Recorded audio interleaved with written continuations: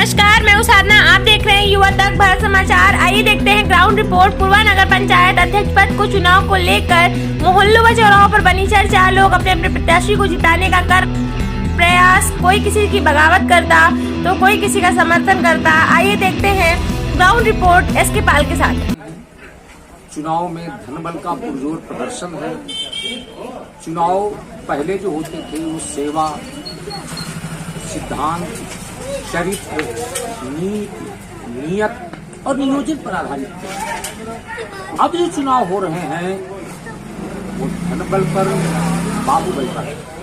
ऐसे में जनता के ध्यान का मूल्यांकन कर पाना बहुत कठिन है। लेकिन फिर कहा जाए कयास लगाए जाते हैं कि ये हो सकता है। अब कौन कितना बड़ा धन का प्रदर्शन कर सकता है, कौन कितना सवर्णों को किनारे कर दिया और हर जगह उन्होंने ये कहा कि क्या हमेशा सवर्ण ही यहाँ पे रहेंगे, क्या उन्हीं के पैर छुए जाएंगे।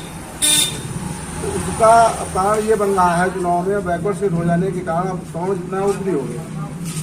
वो बैठा है उनके खिलाफ जाने के, इनके पति तो काम करेगा नहीं, इसलिए उगालियाँ सुन चुका है।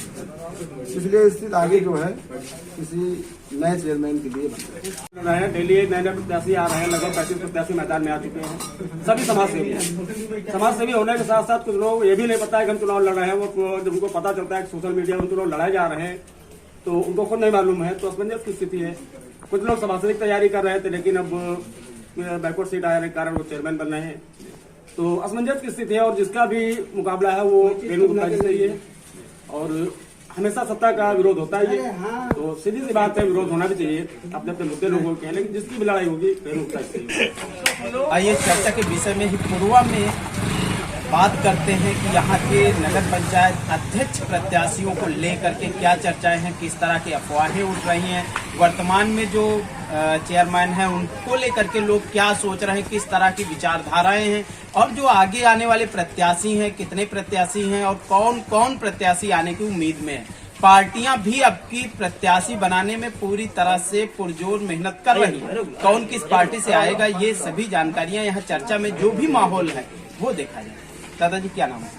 बाल शंकर त्रिपाठी। यहाँ आप पूर्वा के निवासी हैं और यहाँ पर किस स्तर से जो नगर पंचायत का चुनाव है चेयरमैनी का, किस स्तर से देख रहे हैं आप? देखिए, ये दुर्भाग्य है कि पंचायत राज एक्ट जिस नीति, जिस नियत से लागू किया गया था, न जाने क्यों मैं नहीं समझ पाया कि बीमारी कहाँ से आई। वह प्रयोजन जो है सफल होता नहीं। बाबा साहब भीमराव अम्बेडकर ने कहा था कि ऐसा संविधान दूंगा कि जिससे राजा झोपड़ी में भी पैदा हो सके। लेकिन 75 वर्ष में जब हम अमृत महोत्सव मना रहे हैं,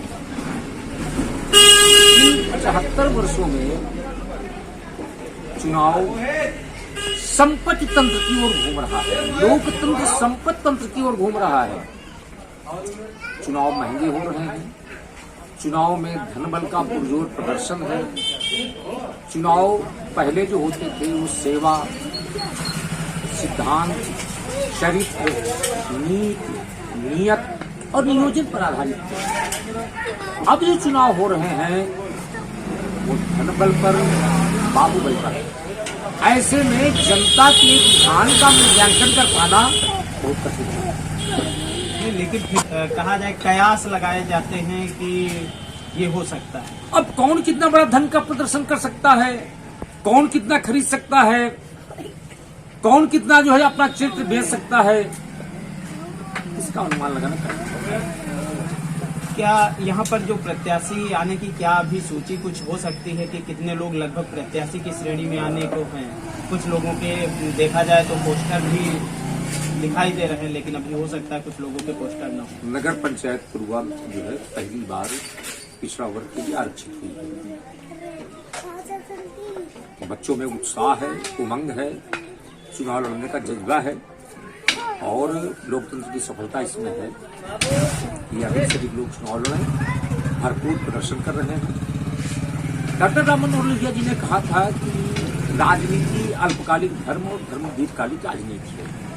इसको समझने में सुनने में पता लगता था, लेकिन जब व्याख्या आई उसकी, ये आया कि होली का पर्व है, हम जैसा चाहेंगे वैसा रंग आप पे डालेंगे, आप जैसा रंग चाहें हमारे ऊपर डालेंगे। इस भावना से यहाँ का जो नवयुवक है वो नेतृत्व करने के लिए लालायित है। हमारी नेतृत्व करने वाले नवयुवकों के लिए बहुत बहुत शुभकामनाएं। जो इस समय चेयरमैन हैं उनको लेकर के किस तरीके की अफवाहें या किस तरह की चर्चाएं हैं? देखिए, पंचवर्षीय योजनाएं इसीलिए लागू की गई थी कि जनप्रतिनिधि का 5 वर्ष का कार्यकाल जनता की अदालत में होगा और जनता उस पर गंभीर चिंतन मंथन करेगी और उसके अनुसार निर्णय सुनाएगी। जनता अगर संतुष्ट है तो निर्णय उनके पक्ष में आएगा। अगर जनता को ये लगा कि नहीं, इसको जिस भावना से हमने जनादेश दिया था, इस भावना से उसने काम किया। जैसा कि देखा दादा ने बताया कि यहाँ के किस तरीके से राजनीतिक मोड़ आ रहे हैं, कहीं पर आरक्षण को लेकर के, कहीं पर पर्सनल व्यक्तित्व को लेकर के, इन सभी बातों को बाखूबी उन्होंने वर्णन करने का प्रयास किया। उन्होंने बताया कि पहली बार बीसी सीट यहाँ पर है और हर व्यक्ति को मौका है चुनाव में आने का। आते देखते हैं आगे किसी दूसरे मोड़ पर